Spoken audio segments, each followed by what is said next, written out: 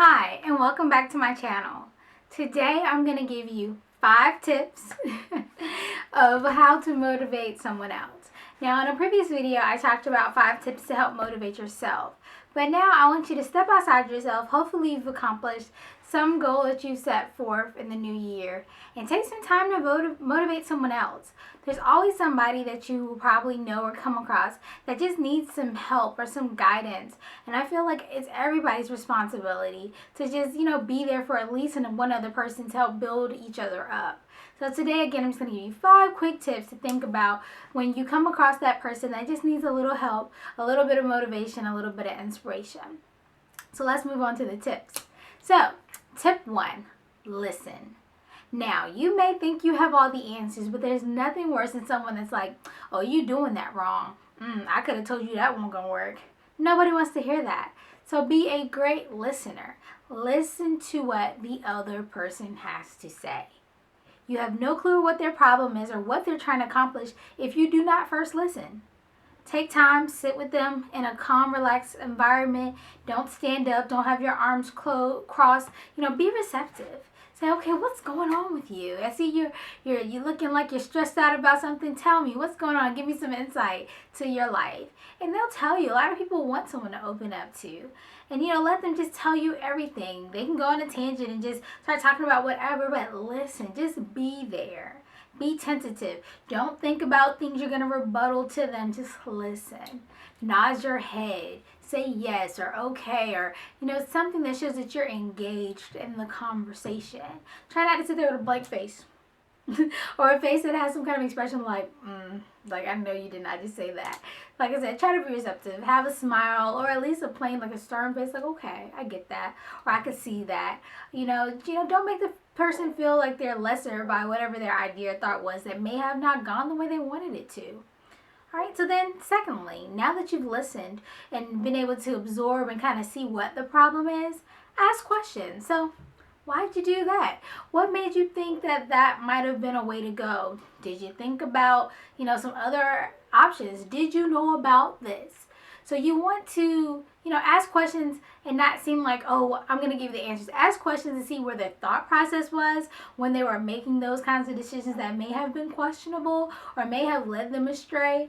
Because you want to see, 1, are they ready for change? 2, do they know enough to even accomplish the goal they're doing? And 3, how can you help them if you don't ask them enough to see where their mind, their thought process is, where they are right now? Because what they're talking about could have taken place a long time ago. So they may have learned some things since then. So you want to make sure that you have all the information you need to then make any kind of suggestions. And that brings us to number 3, suggestions.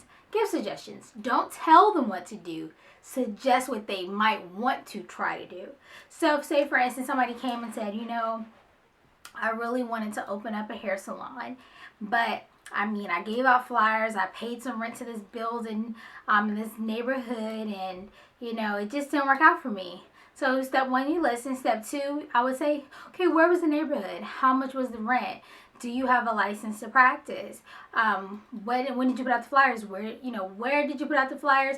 What did the flyers look like? What were some of the offers on it? Those questions can then lead you to a solution. Hey, here's, I think you may want to sell this property because it's in a neighborhood that doesn't really get a lot of clientele that you're looking for. Might be a thought. Perhaps maybe you might want to go to maybe an upscale place where you could charge the kind of fees that you put on the flyer. Perhaps maybe when you opened the new hair salon that you would do some deals to entice new customers to come in. So again, you're not telling them what to do, you're giving them suggestions, things to think about. Because one thing people do not like is somebody telling them what to do. Most of the time when you say, do this, somebody will actually go and run and do the opposite. So try to be there more as a support system, not as a teacher saying, this is wrong, do this way. So that brings us to step 4. You offer suggestions. Now, hey, sit down there and say, we probably should get a plan down, because if it's not in writing, it's not real. So I would suggest getting, whether it's a plan if they're going to start a business, or if it's something that they kind of always wanted to do, put it in writing. It doesn't have to be too formal, as long as it's on paper, pen to paper, pencil to paper, however you want to put it. But put it down in some type of way, fashion or form, whether it's a poster or whatnot. But you want to have it there so that it's tangible, that they can see it often to remind them of what they, promise themselves and what they promise you, so that they can be held accountable in the end. Now, once you've come up with a plan, you want to have short-term and long-term goals up there, but you want to check in with the person, because that's step 5. Check back in. Don't hover.